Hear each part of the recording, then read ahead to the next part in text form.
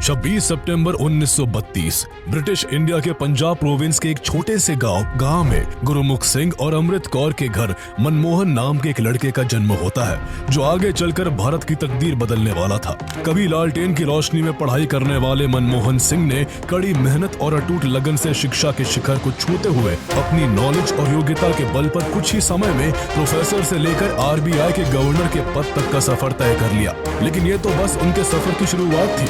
अभी तो उन्हें ऐसे कारनामे करने थे जो भारत की दशा और दिशा दोनों को बदल देने वाले थे। जब 1990 का दशक शुरू हुआ तब भारत अपने सबसे बड़े इकोनॉमिक क्राइसिस से जूझ रहा था। फॉरेन रिजर्व्स लगभग खाली थे और भारत के पास केवल 3 हफ्ते का इंपोर्ट करने का पैसा बचा था। भारत सर से लेकर पांव तक कर्ज में डूबा हुआ था, लेकिन अभी भारत को और भी कर्ज की जरूरत थी जो उसे देने के लिए कोई तैयार नहीं था। देश का सोना तक गिरवी रख दिया गया, लेकिन परेशानी जस की तस बनी रही। देश की चरमराती अर्थव्यवस्था के बीच राजनीतिक उथल-पुथल भी चरम पर थी। एक साल के अंदर 3 प्रधानमंत्री बदले जा चुके थे और ऐसे में राजीव गांधी की हत्या के बाद भारत में इकोनॉमिक क्राइसिस के साथ साथ पॉलिटिकल क्राइसिस भी शुरू हो गए। इस संकट की घड़ी के बीच PV नरसिम्हा राव की सरकार बनती है और देश की डूबती इकोनॉमी को बचाने का काम डॉक्टर मनमोहन सिंह को सौंपा जाता है। Doctor Manmohan Singh finance minister बनते ही ऐसे इकोनॉमिक रिफॉर्म्स लाते हैं जो लिबरलाइजेशन, प्राइवेटाइजेशन और ग्लोबलाइजेशन के जरिए भारत की तस्वीर बदल कर रख देते हैं। मनमोहन सिंह ने अपनी शानदार रणनीति से न केवल देश की इकोनॉमी को दलदल से निकाला, बल्कि उनके इकोनॉमिक रिफॉर्म्स के बलबूते पर ही कभी बैंकरप्ट होने वाला भारत आज वर्ल्ड की 5th लार्जेस्ट इकोनॉमी है। तो आइए जानते हैं कि आखिर ये करिश्मा हुआ कैसे। आखिर डॉक्टर मनमोहन सिंह ने फाइनेंस मिनिस्टर से लेकर प्राइम मिनिस्टर के पद पर होते हुए देश को कौन से ऐसे योगदान दिए जिन्हें कोई भी भारतीय कभी नहीं भुला सकेगा। उनकी शख्सियत में आखिर ऐसा क्या खास था कि 26 दिसंबर 2024 को जब उन्होंने दुनिया को अलविदा कहा तो सबके दिल से एक ही बात निकली कि जमाना कर ना सका उसके कद का अंदाजा, वो आसमान था मगर सिर झुका कर चलता था। कभी सोने की चिड़िया कहे जाने वाले भारत को अंग्रेजों ने अपने 200 साल के राज में इस कदर लूटा कि साल 1947 में देश अंग्रेजों की गुलामी से तो आजाद हो गया, लेकिन आर्थिक आजादी के लिए उसे एक लंबा सफर तय करना पड़ा। आजादी के बाद इंडियन लीडर्स एक एक कदम संभल कर रख रहे थे। वो नहीं चाहते थे कि जिस तरह विदेश से आई ईस्ट इंडिया कंपनी ने व्यापार के बहाने देश को गुलाम बना दिया था, उसी तरह फिर से कोई विदेशी कंपनी देश की ये दशा कर दे। इसलिए फॉरेन इन्वेस्टमेंट्स को मेजरली अवॉइड किया जा रहा था। ऐसे में सरकार अलग अलग सेक्टर्स में इंडस्ट्रीज खोलकर देश की इकोनॉमी को पटरी पर लाने की कोशिश कर रही थी। इसी सिलसिले में मार्च 1950 में प्लानिंग कमीशन बना, जिससे देश में 5 ईयर प्लान्स की शुरुआत हुई। इन प्लान्स का फोकस इंडस्ट्रियलाइजेशन को इंक्रीज करने, इंपोर्ट्स पर डिपेंडेंसी घटाने और सेल्फ सफिशिएंसी बढ़ाने पर था। शुरुआती प्लान्स में infrastructure development, large scale irrigation, agriculture और हेवी इंडस्ट्रीज को प्रमोट किया गया। तब भारत की इकोनॉमी में मेजरली गवर्नमेंट कंपनीज का ही कंट्रीब्यूशन था। Banks, financial institutions, rail roads, minerals, iron and steel industries, aircraft, manufacturing, ship building और टेलीफोन एंड टेलीग्राफ इक्विपमेंट समेत ऑलमोस्ट हर एक क्षेत्र में गवर्नमेंट की मोनोपोली थी। साल 1956 में इंडस्ट्रियल पॉलिसी रेजोल्यूशन में चेंजेस कर इसे और भी एक्सटेंड कर दिया गया। ऐसे में प्राइवेट कंपनीज बेहद कम थी और केवल गिने चुने बिजनेसमैन और इंडस्ट्रियलिस्ट्स ही देश की अर्थव्यवस्था में कोई योगदान दे पा रहे थे। सरकार भी उस समय प्राइवेट प्लेयर्स को दबाने में लगी हुई थी।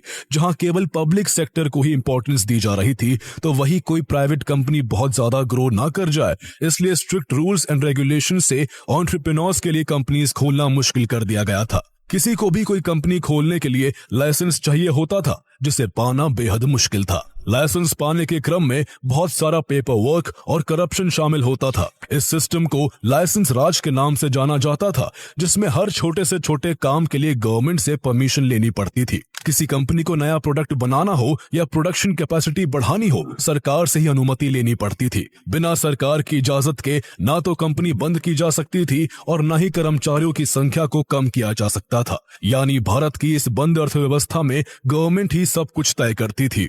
जहां उस दौर में एंटरप्रेन्योर्स के लिए लाइसेंस राज की मुश्किलें थीं, तो वही आज के दौर में रिटेल इन्वेस्टर्स के लिए फाइनेंशियल अनसर्टेनिटी और मार्केट वोलेटिलिटी एक बड़ी चुनौती है।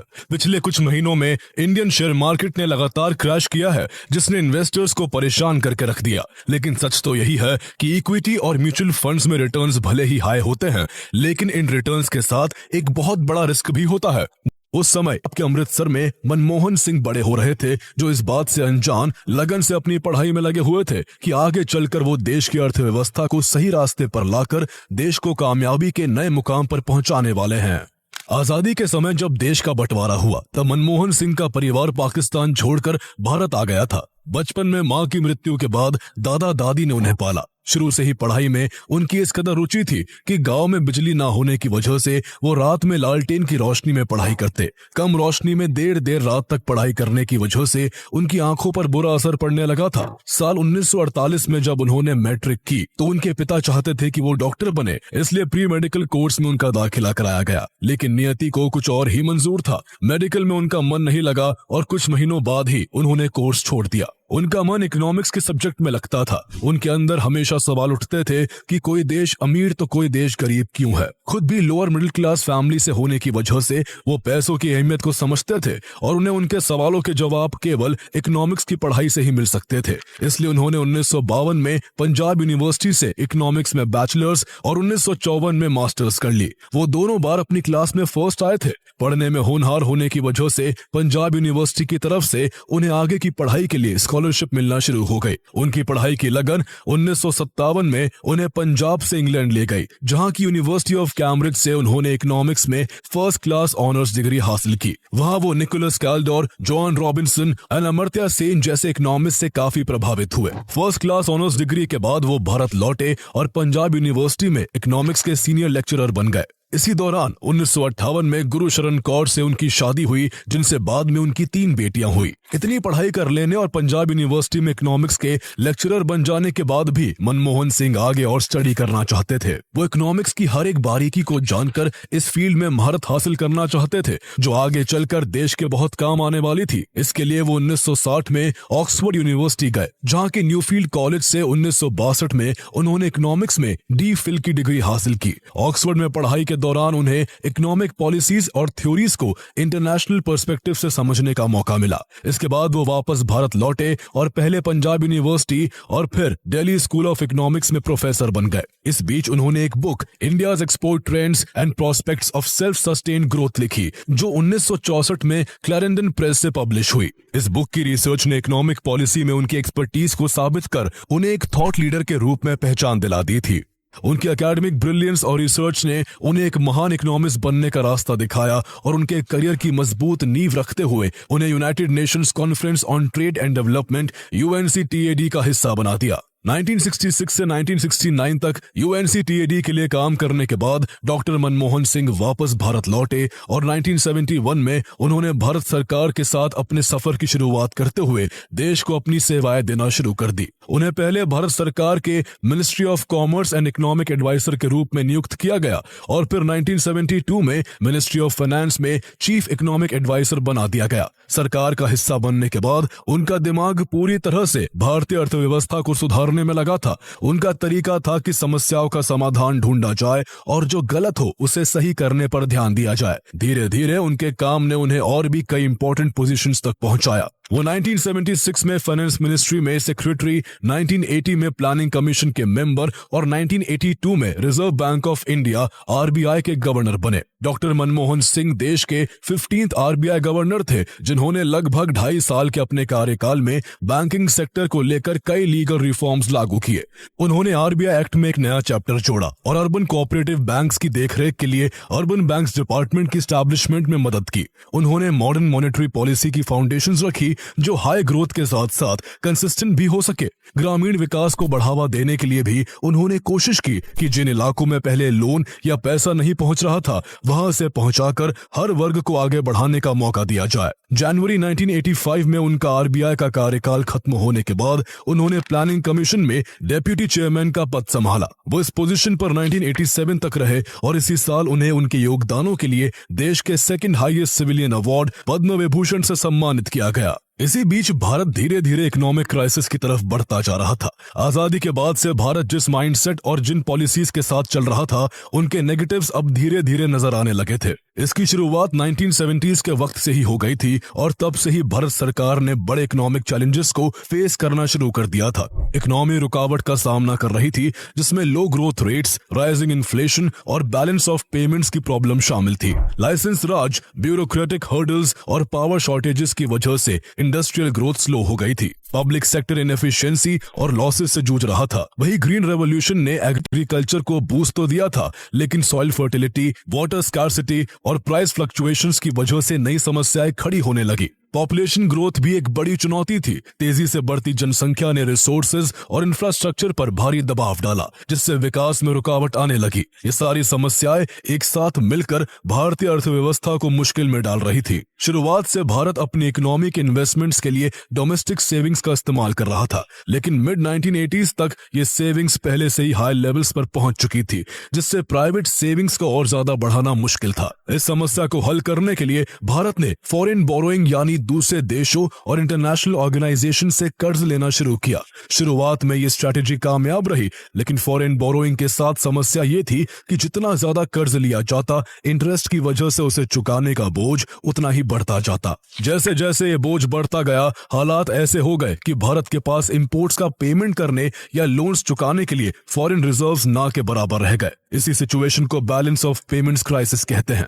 भारत के पास दिसंबर 1989 में 5,277 करोड़ रुपए के फॉरेन एक्सचेंज थे, लेकिन दिसंबर 1990 तक ये घटकर 2,152 करोड़ रह गए। साफ था कि भारत के पास विदेशी मुद्रा की कमी थी और इंपोर्ट्स को पूरा करने के लिए भी देश उधारी ले रहा था, जो उसे आसानी से देने के लिए कोई भी तैयार नहीं था। उसी दौरान ग्लोबल टेंशंस ने भारत के इस इकोनॉमिक क्राइसिस की आग में घी डालने का काम किया। भारत और सोवियत यूनियन के बीच ट्रेड पहले इंडियन करेंसी में होता था, लेकिन जब 1990 से 1991 के दौरान सोवियत यूनियन का कोलैप्स होने लगा तो भारत के ट्रेड पर काफी बुरा असर पड़ा। इसी दौरान दूसरी ग्लोबल अनसर्टेनिटी गल्फ वॉर की थी, जिसकी वजह से ऑयल के प्राइसेस आसमान छूने लगे। ऑयल का इंपोर्ट महंगा हो गया और भारत को ज्यादा खर्चा करना पड़ा। युद्ध से पहले भारत तेल के इंपोर्ट पर हर महीने 500 करोड़ खर्च कर रहा था, लेकिन युद्ध शुरू होने के बाद भारत को हर महीने 1200 करोड़ रुपए खर्च करने पड़ रहे थे। भारत के बड़े ट्रेडिंग पार्टनर्स जैसे कि यूएसए की इकोनॉमी में आई मंदी ने भी भारत के एक्सपोर्ट्स पर असर डाला, जिससे भारत की स्थिति और बिगड़ गई। जहां देश इकोनॉमिक क्राइसिस से जूझ रहा था, तो वही राजनीतिक उथल पुथल भी अपने चरम पर थी। दिसंबर 1989 से जून 1991 तक इस 1.5 साल के दौरान 4 प्रधानमंत्री बदले जा चुके थे। दिसंबर 1989 में राजीव गांधी के बाद वीपी सिंह की सरकार बनी थी, जो पूरे 1 साल भी नहीं टिक सकी, और नवंबर 1990 में वीपी सिंह के बाद चंद्रशेखर ने प्रधानमंत्री का पद संभाला। तब यशवंत सिन्हा फाइनेंस मिनिस्टर बने, जिन्होंने भारत की फॉरेन एक्सचेंज की स्थिति को देखा तो उनके होश उड़ गए। सिचुएशन बेहद खराब थी। जनवरी 1991 में भारत के पास केवल $1.2 बिलियन का फॉरेन एक्सचेंज रिजर्व था, जो जून तक आधा हो गया, जिसका मतलब था कि इंडिया लगभग 3 हफ्ते के इंपोर्ट्स को ही कवर कर सकता था। स्थिति इतनी गंभीर हो गई थी कि भारत डिफॉल्ट होने के कगार पर था। सरकार ने उस कठिन समय में इंटरनेशनल मॉनेटरी फंड IMF का दरवाजा खटखटाया, लेकिन समस्या यह थी कि IMF से मदद लेने के लिए अमेरिका का सपोर्ट जरूरी था, और अमेरिका भारत को आसानी से समर्थन देने को तैयार नहीं था। ट्विस्ट तब आया जब गल्फ वॉर के दौरान अमेरिका को इंडिया की जरूरत पड़ी। अमेरिका चाहता था कि भारत अमेरिकन एयरक्राफ्ट्स को अपने एयर बेसिस पर रिफ्यूल करने की इजाजत दे, ताकि अमेरिका को इराक के खिलाफ लड़ने में आसानी हो और उसका समय बच सके। उस समय सुब्रमण्यम स्वामी कॉमर्स मिनिस्टर थे, जिन्होंने अमेरिका के स्टेट डिपार्टमेंट से बातचीत की और इंडिया के एयर बेसिस अमेरिका के लिए खोलने पर सहमति दे दी। नतीजा ये हुआ कि जिस दिन पहला US एयरक्राफ्ट इंडिया में उतरा, उसके 4 से 5 दिन के भीतर ही IMF ने इंडिया के बेल आउट पैकेज पर दस्तखत कर दिए। ये चंद्रशेखर और सुब्रमण्यम स्वामी की डिप्लोमेसी का नतीजा था, लेकिन इसमें इंडिया की इकोनॉमिक कंपल्शन भी झलकती थी। IMF के अलावा कोई भी इंडिया को लोन देने को तैयार नहीं था। IMF ने लोन के बदले 25 कड़ी शर्तें रखी थी, जिनमें इंडियन इकोनॉमी का लिबरलाइजेशन और गवर्नमेंट कंपनीज का डिसइन्वेस्टमेंट शामिल था। लेकिन इसी बीच मार्च 1991 में चंद्रशेखर की सरकार पार्लियामेंट में बजट तक पास नहीं कर सकी और कांग्रेस के समर्थन वापस लेने से उनकी सरकार गिर गई। इस तरह बार बार गवर्नमेंट के गिरने से क्रेडिट रेटिंग एजेंसीज ने इंडिया की सॉवरेन रेटिंग डाउनग्रेड कर दी, जिससे देश के लिए फंड्स जुटाना और भी मुश्किल हो गया। इस क्राइसिस ने साफ दिखा दिया था कि सिर्फ फॉरेन बोरोइंग पर निर्भर रहकर इकोनॉमी को लंबे समय तक सस्टेन करना पॉसिबल नहीं है। लेकिन इस सच के बावजूद भी अभी इकोनॉमी को बचाने के लिए देश को पैसे की जरूरत थी, इसलिए पेमेंट्स में डिफॉल्ट से बचने के लिए गोल्ड को गिरवी रखने का फैसला लिया गया। इलेक्शन कैंपेन के दौरान फाइनेंस मिनिस्टर यशवंत सिन्हा ने स्विट्जरलैंड में गोल्ड गिरवी रखने की फाइल पर साइन किए और मई 1991 के आखिर तक 20 टन गोल्ड गिरवी रखकर $200 मिलियन जुटाए गए। ये कदम काफी चुपके से उठाया गया था, लेकिन इससे भी देश को कुछ खास इकोनॉमिक राहत नहीं मिल सकी। इसी बीच 21 मई 1991 देश के लिए काला दिन बनकर आया। इस दिन तमिलनाडु में एक इलेक्शन कैंपेन के दौरान राजीव गांधी की हत्या हो गई, जिसने देश को दहला कर रख दिया। देश अब इकोनॉमिक क्राइसिस के साथ साथ पॉलिटिकल क्राइसिस का भी सामना कर रहा था। जब देश में सरकार ही स्थिर नहीं थी तो भला इकोनॉमी को कैसे संभाला जाता। पॉलिटिकल इंस्टेबिलिटी ने अनसर्टेनिटी को और भी बढ़ा दिया, जिससे इन्वेस्टर्स का भरोसा और भी कम हो गया और इन्वेस्टमेंट और इकोनॉमिक एक्टिविटी काफी कम हो गई। ऐसे में जब देश को अपनी इकोनॉमी पर ध्यान देना चाहिए था, तब देश का फोकस जनरल इलेक्शंस पर था। इलेक्शंस हुए और कांग्रेस की गठबंधन की सरकार बनी। पीवी नरसिम्हा राव, जिन्हें इलेक्शन लड़ने के लिए टिकट तक नहीं दिया गया था, सभी को हैरान करते हुए उन्हें देश का अगला प्रधानमंत्री बना दिया गया। लेकिन पीएम बनने का नरसिम्हा राव ने सेलिब्रेशन नहीं किया, बल्कि पीएम पद की शपथ लेने से 2 दिन पहले ही उन्होंने अपने कैबिनेट सेक्रेटरी नरेश चंद्र को बुलाकर पूछा कि क्या देश की हालत इतनी खराब है। कैबिनेट सेक्रेटरी ने जवाब दिया कि नहीं सर, देश की हालत उससे भी ज्यादा खराब है। नरसिम्हा राव, जो खुद मानते थे कि उन्हें इकोनॉमिक्स की खास समझ नहीं है, उन्होंने न केवल इस इकोनॉमिक क्राइसिस की गंभीरता को समझा, बल्कि देश को इस दलदल से निकालने की ठान ली। उन्हें इस मुश्किल काम के लिए एक ऐसा फाइनेंस मिनिस्टर चाहिए था जिसकी क्रेडिबिलिटी इतनी हो कि वो न केवल देश में आलोचकों को बल्कि विदेश में संदेह करने वालों को भी भरोसा दिला सके।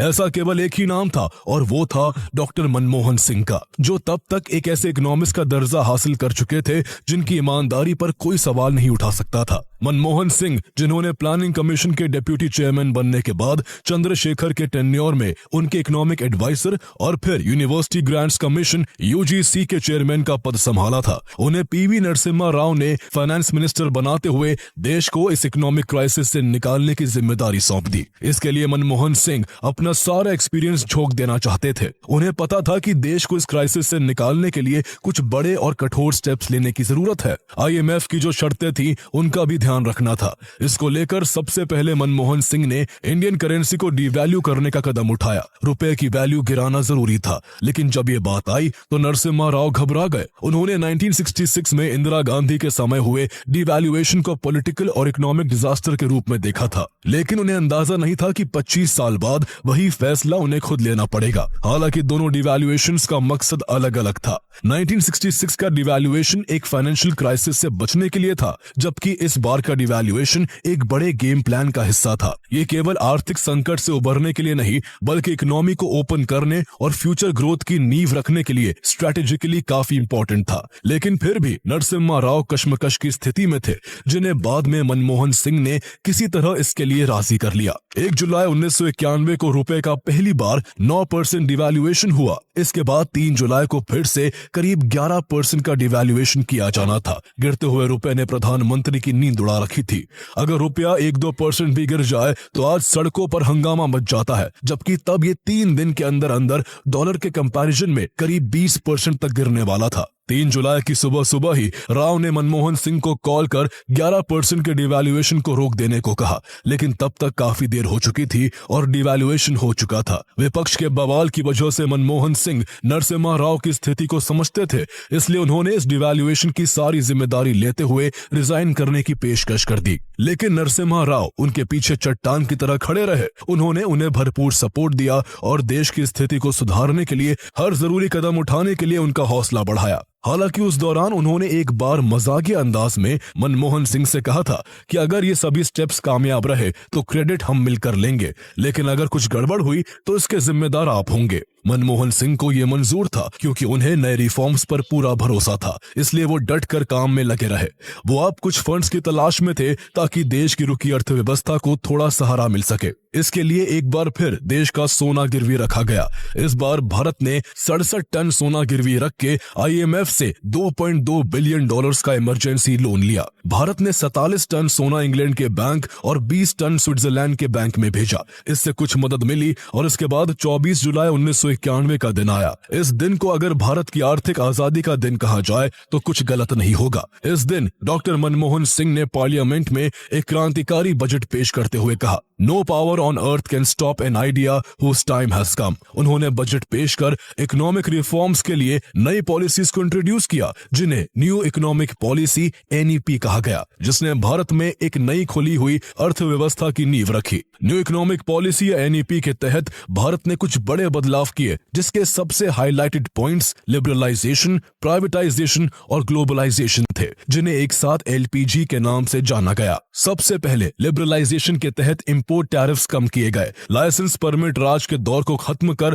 कंपनियों को कई तरह के रेस्ट्रिक्शन से आजाद किया गया, ताकि ज्यादा कंपटीशन हो सके और एफिशिएंसी बढ़ सके। फिर प्राइवेटाइजेशन में पब्लिक सेक्टर की कंपनियों में हिस्सेदारी कम की गई और प्राइवेट सेक्टर को बढ़ावा दिया गया। ग्लोबलाइजेशन के तहत भारत ने अपनी इकोनॉमी को फॉरेन इन्वेस्टमेंट और व्यापार के लिए खोल दिया। इसके अलावा फिस्कल और मॉनेटरी रिफॉर्म्स किए गए, जिसमें टैक्स सिस्टम को आसान किया गया, फिस्कल डेफिसिट को कम किया गया और इन्फ्लेशन को कंट्रोल करने के लिए मॉनेटरी पॉलिसी में बदलाव किए गए। इन सभी बदलावों का उद्देश्य भारत में बिजनेस फ्रेंडली एनवायरनमेंट बनाना, फॉरेन इन्वेस्टमेंट्स को आकर्षित करना और एक्सपोर्ट्स को बढ़ाना था। लेकिन इतने बड़े बदलावों को लेकर सरकार को काफी आलोचनाओं का भी सामना करना पड़ा। विपक्ष ने उन्हें जमकर घेरा और ये तक कहा गया कि सरकार देश को बेचने पर तुली हुई है। लेकिन अगर भविष्य देखने की किसी में क्षमता होती तो वो जान पाता कि ये बजट भारत की इकोनॉमी के लिए गेम चेंजर साबित होने वाला था। सरकार ने इकोनॉमी को कंट्रोल करने के पुराने तरीके छोड़कर मार्केट पर भरोसा करते हुए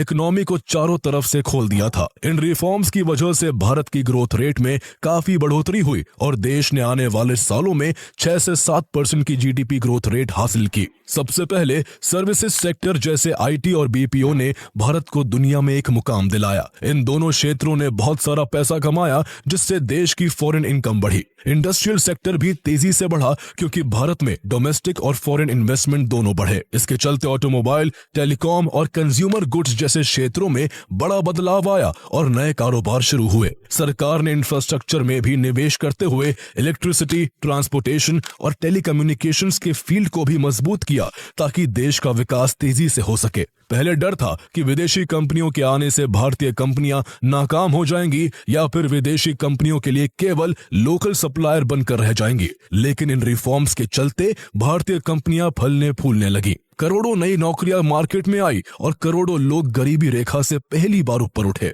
मनमोहन सिंह 1996 तक देश के फाइनेंस मिनिस्टर रहे। उन्होंने अपने बोल्ड इकोनॉमिक रिफॉर्म से इकोनॉमी को नई दिशा देकर इंडिया को ग्लोबल इकोनॉमिक पावर हाउस बनाने की नींव रख दी। उनकी पॉलिसीज इतनी कारगर थीं कि आगे की सरकारों ने भी इन्हें कंटिन्यू किया, जिस वजह से भारत न केवल इकोनॉमिक क्राइसिस के दलदल से बाहर निकला, बल्कि कामयाबी के ऊंचे मुकामों को छूते हुए इतनी तरक्की की कि भारत आज दुनिया की 5वीं सबसे बड़ी इकोनॉमी है और जल्द ही दुनिया की 3rd लार्जेस्ट इकोनॉमी बनने की तरफ अग्रसर है। 1998 के बाद 6 सालों तक ऑपोजिशन में रहने के बाद साल 2004 में सत्ता की चाबी फिर से कांग्रेस की अगुवाई वाली UPA के हाथों में आ गई। सोनिया गांधी उस वक्त कांग्रेस प्रेसिडेंट थी। माना जा रहा था कि वही प्रधानमंत्री बनेंगी। विपक्ष लगातार इस बात को उछाल रहा था कि 100 करोड़ से ज्यादा आबादी वाले देश में एक विदेशी महिला प्रधानमंत्री बनने जा रही है। बीजेपी की नेता सुषमा स्वराज ने तो यहाँ तक ऐलान कर दिया था कि अगर सोनिया PM बनी तो वो मुंडन करा लेंगी और सांसद पद से इस्तीफा दे देंगी। इस समय गांधी परिवार भी कंफ्यूजन में था। इस उलझन के बीच कांग्रेस सांसदों की बैठक हुई, जिसमें सोनिया गांधी ने सबको चौंकाते हुए डॉक्टर मनमोहन सिंह को प्राइम मिनिस्टर के तौर पर नॉमिनेट कर दिया। जिसके बाद 22 मई 2004 को डॉक्टर मनमोहन सिंह ने देश के प्रधानमंत्री पद की शपथ ली। क्रिटिक्स के हिसाब से सोनिया गांधी ने मनमोहन सिंह को प्रधानमंत्री जरूर बनाया था, लेकिन उन्हें वास्तविक सत्ता नहीं सौंपी थी। उनके तमाम फैसलों में सोनिया गांधी का इंटरफेरेंस होता था।